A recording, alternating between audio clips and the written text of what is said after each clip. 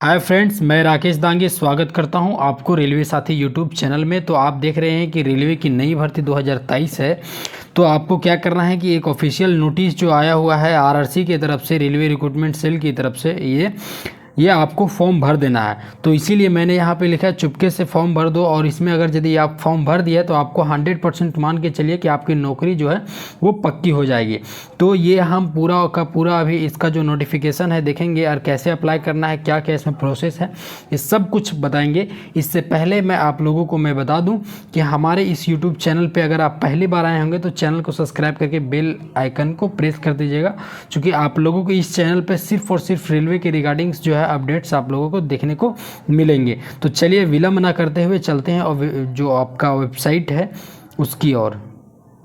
तो देखिए आपको करना क्या है कि आप जैसे ही आइएगा गूगल में तो RRCNER नॉर्थ ईस्टर्न रेलवे आप सर्च कीजिएगा। तो सर्च करने के बाद जैसे ही आपका जो पहला नंबर पे आपका वेबसाइट आएगा उस पर क्लिक करना है।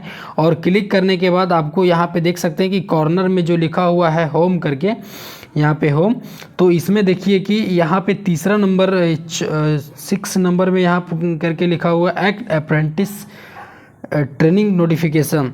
तो इसको क्या करना है, आपको क्लिक कर लेना है। और जैसे ही क्लिक कीजिएगा तो इसके बाद आप लोग देख सकते हैं कि 24 नवंबर 2023 को एक एक्ट अप्रेंटिस नोटिफिकेशन 23-24 में क्या आया हुआ है। तो यहाँ से आप लोग डाउनलोड कर लीजिएगा नोटिफिकेशन इसमें, और नीचे यहाँ पे अप्लाई भी कर सकते हैं यहीं से। तो यहाँ से हम इसको डाउनलोड कर लेते हैं और डाउनलोड करने के बाद ये नोटिफिकेशन को पूरा पढ़ते हैं।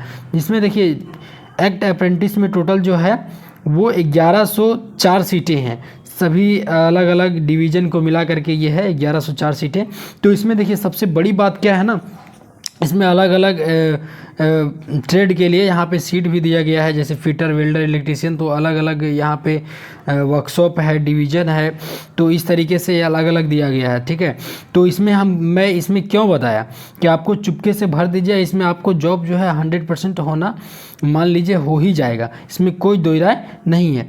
तो इसमें देखिए जो क्वालिफ़िकेशन जो आपका इसेंशियल क्वालिफ़िकेशन है वो 10th होना चाहिए, और 10th में कम से कम 50% आपको होना ही चाहिए।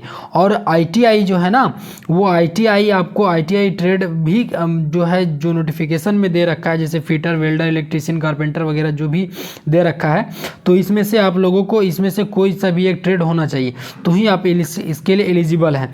तो बहुत सारे कम ऐसे कैंडिडेट होते हैं जो कि करके रखे हुए हैं। तो अगर आप इसको भर लेते हैं तो भरने के बाद एज फेज जितना भी है इसको आप लोग देख लीजिएगा। लेकिन देखिए मोड ऑफ सिलेक्शन में क्या है ना, कि यहाँ पे लिखा हुआ मोड ऑफ सिलेक्शन में कि selection of eligible candidates are imparting training under the apprentice act 1961 will be bill और द मेरिट लिस्ट, ठीक है, would be prepare taking the average of percentage of marks obtained by the candidates in both matriculation और ITI। तो matriculation में तो आपको पहले वहाँ भी लिखा गया है कि 50% होना अनिवार्य है।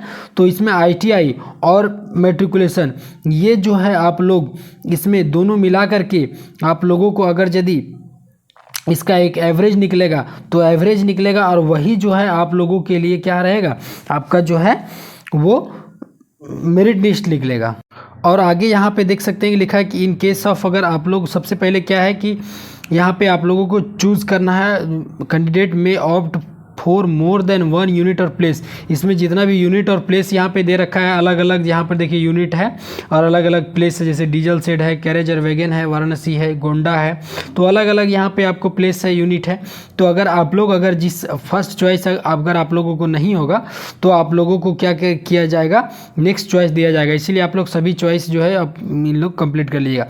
और इसमें क्या बताया था कि इसमें एग्जामिनेशन नहीं होगा, तो एग्जामिनेशन नहीं होगा, सीधा डॉक्यूमेंट वेरिफिकेशन हो जाएगा। तो डॉक्यूमेंट वेरिफिकेशन के समय में आप लोग मेडिकल सर्टिफिकेट जो है, जो नीचे फॉर्मेट दिया है उसमें 4 फोटो पासपोर्ट साइज ले लीजिएगा, और ओरिजिनल सर्टिफिकेट ले लीजिएगा, टेस्टिमोनियल्स जो है वो आप फॉर वेरिफिकेशन पर्पस के लिए।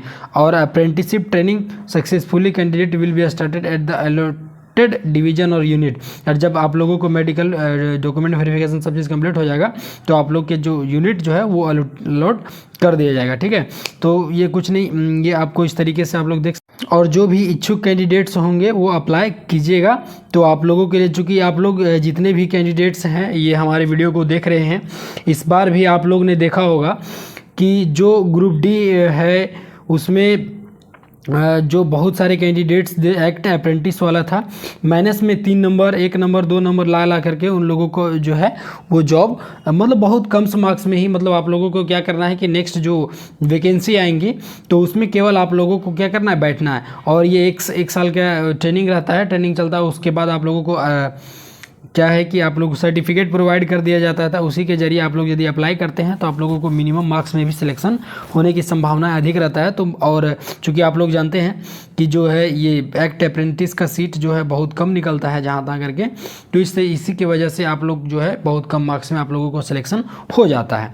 तो यही इसी के वजह से मैंने ऐसा लिखा है। तो बाकी वीडियो पसंद आए तो जो इतने भी कैंडिडेट्स हैं, मतलब आपके दोस्त होंगे, सहपाठी होंगे, तो वो अगर ITI किए हुए हैं तो यहाँ पे आप लोग उसको शेयर कीजिए ताकि उन लोगों को भी ये जानकारी पहुँचेंगे। चूँकि आप लोग जान रहे हैं कि 1104 कैंडिडेट का ही सिलेक्शन होना है, तो ये कतई आप लोग ना सोचें कि मेरा यदि नहीं हो जाएगा तो उसका कैसे होगा। तो और देखिए एक मेडिकल स्टैंडर्ड में यहाँ एक इम्पॉर्टेंट चीज़ आई में दे रखा है कि अगर यदि कलर ब्लाइंडनेस यदि होगा तो ये रिक्वायर्ड नहीं है। तो अगर पहले से आप लोग जानते हैं कि कलर ब्लाइंडनेस है तो आप लोग ना अप्लाई करें तो बेहतर है यार। अप्लाई भी कर दीजिएगा तो कोई दिक्कत नहीं है, 100 रुपये इसका चार्जेज है, कोई ज़्यादा चार्ज नहीं है, और एग्जाम वगैरह कुछ होगा भी नहीं तो आपका मेडिकल बेसिस पे होगा।